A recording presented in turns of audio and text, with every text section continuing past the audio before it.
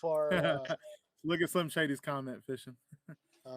but anyway, yeah, that's all I'm gonna say for the It's Ohio tight, dude. State It's tight as for hell.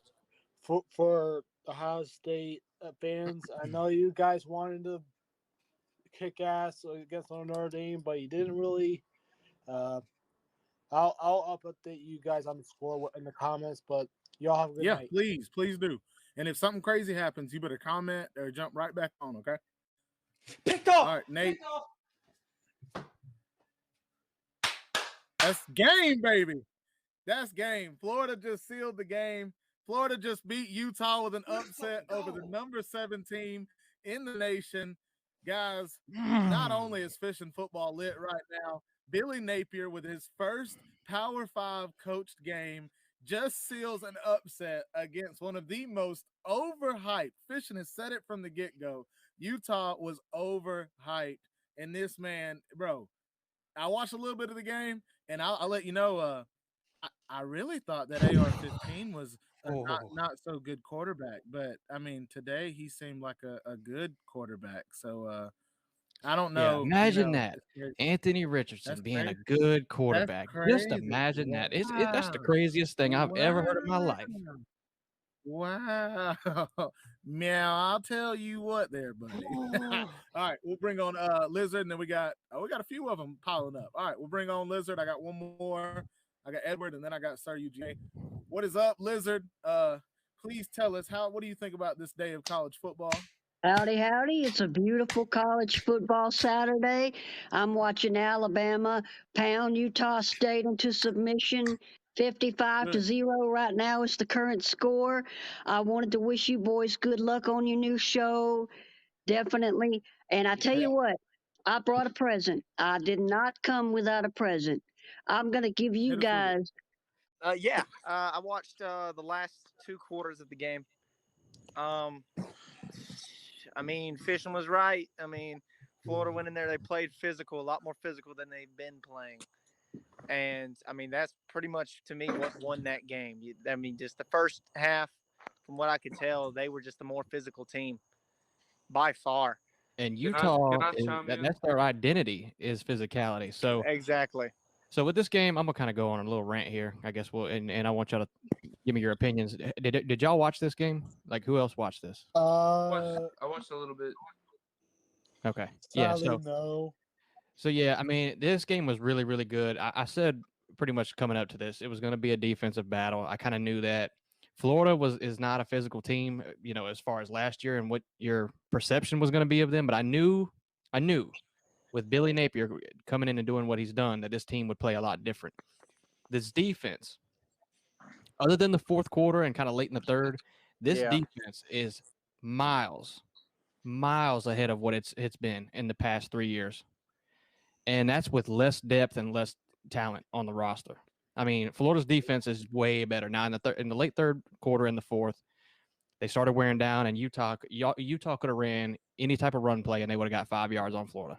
So I'm not saying that it was perfect, but this Florida defense is way, way better. Way But it more was improved. late in the game too. And shout out to Trevor Etienne, Travis Etienne's brother, true freshman. I had to look up the stats, but he ran all over Utah. He had like Dude, 3 he did rushes have for a- 39 yards. I mean, he's going to be something really, really Not serious. only that, but it's just, I mean, Trevor Etienne could I mean, shake. you can't tackle him. Yeah, that's what I was about to say. You just could he's not tackle him. extremely elusive. He's just The boy I too. loved what I saw from him. Yeah. Is the Etienne's brother more of a dual threat running back, or is he just a elusive back like his brother? He's they're more the elusive. same. I didn't see him catch see- really anything out the backfield, but Okay. but all the running backs played great. They're all versatile. You got Naquan Wright's a good pass catcher. We saw Etienne. I did not think, as a true freshman in his very first college game, that he would come out and do what he did. So he's played amazing. But look at what that does for Florida. Now, all of a sudden in recruiting, hey, Colby and Papa Shrimp, you guys are running back recruits. Well, you saw us just beat Utah and play a true freshman. Would you guys like to come and play for us, and you guys get some reps too when we beat bro, like and so Billy Napier called the plays. I was impressed with how Billy Napier called every play. Very, very run heavy. No shots down the field, and I think that might change a little bit because of how much of a defensive slobber knocker game this was. But Both teams really physical on the O-line. Both teams ran the ball hard. I knew Utah was going to run the ball on Florida. But, dude, yeah, and the wide receivers, we'll see. I mean, like I said, I think Anthony Richardson will start stretching it down the field more often. But Anthony Richardson really did make magic happen tonight. There was a lot of times where it was 3rd down, 4th down, and they needed to convert, and they did.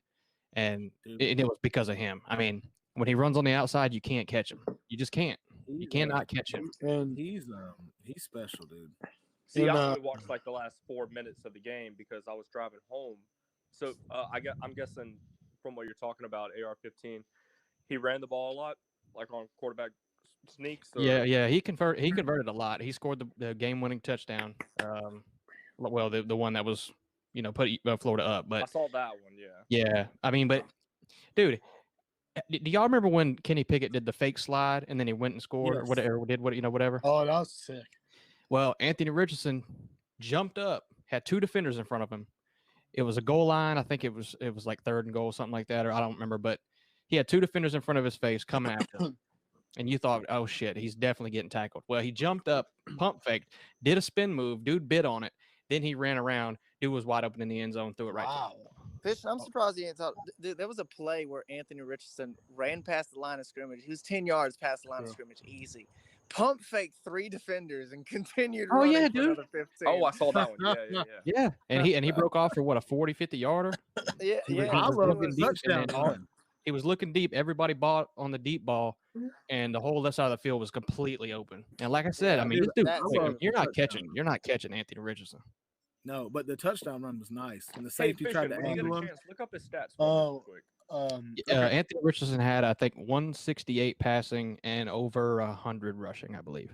Now, I will say that the only downside, well, actually, go ahead, TB. I was just going to say that touchdown run, dude's running full speed. Safety's coming, trying to angle him off. In a matter of like a half a second, breaks down, hits a move to the inside, and then back outside. And the safety didn't know what to do.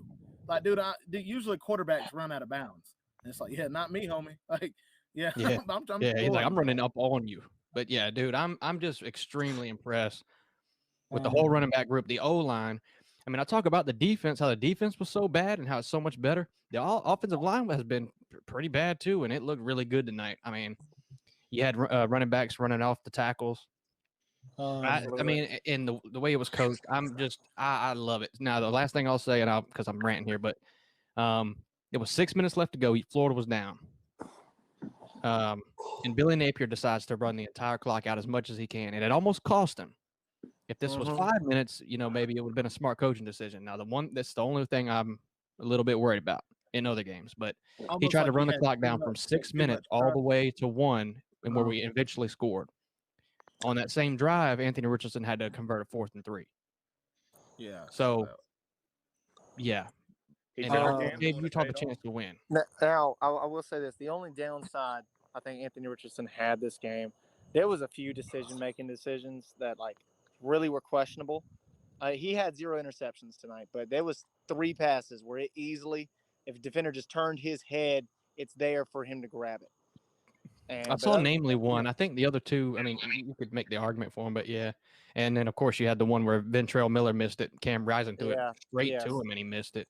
But, yeah. But, I mean, that's not bad, though. I mean, you clean that up. I mean, not a lot of negatives on Anthony Richardson tonight. There's not. And like I said, all I want to do is see him run more down or pass more down the field, and I'm on the train, dude. I've been preaching this for a year now. I mean, you just beat the number 7 team in the nation, and it's not like y'all top ranked 10 win, a top 10 team, but from an unranked in your first game as an unranked team, though. It's not like y'all like Oregon first coach, first coaching game, whatever you want to call it, first game, whatever. You're number 11, bro. Like you at least got to be decent. You know what I mean? And it's like, bro, you couldn't do anything.